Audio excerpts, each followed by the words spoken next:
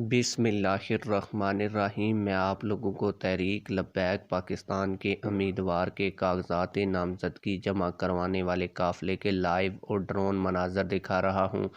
आप लोगों को बताता चलूँ कि जब तहरीक लब्बैक पाकिस्तान के उम्मीदवार कागजात नामज़दगी जमा करवाने के लिए घर से निकले तो ऐसे लगा कि पूरे हलके की आवाम उनके साथ निकल पड़ी हो।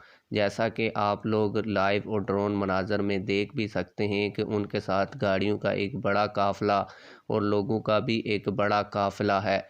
आप लोगों को बताता चलूँ कि तहरीक लब्बैक पाकिस्तान के इस उम्मीदवार ने इस हलके से ये बात मुक़्तदर हलकों को बावर करवा दी है कि ये हलका तहरीक लब्बैक पाकिस्तान का है और ये हलका तहरीक लब्बैक पाकिस्तान ही जीतेगी।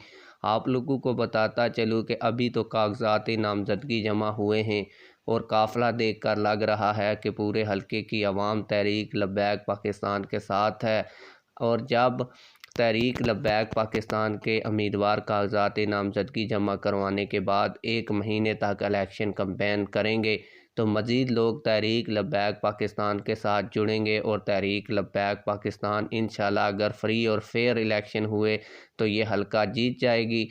आप लोगों को बताता चलूँ कि ये PP 231 से पीर सैयद सलीम हुसैन शाह साहब के कागजात नामज़दगी के मनाज़र हैं और पीर सैयद सलीम शाह साहब को ही इस हलके से टिकट दिया जाएगा। ये तहरीक लब्बैक पाकिस्तान के मजबूत उम्मीदवार हैं, जबकि PP 38 हाफिज़ाबाद से बैरिस्टर उस्मान हैदर मांगट साहब ने भी एक बड़े काफ़िले के साथ हाफिज़ाबाद में अपने कागजात नामज़दगी जमा करवाए हैं।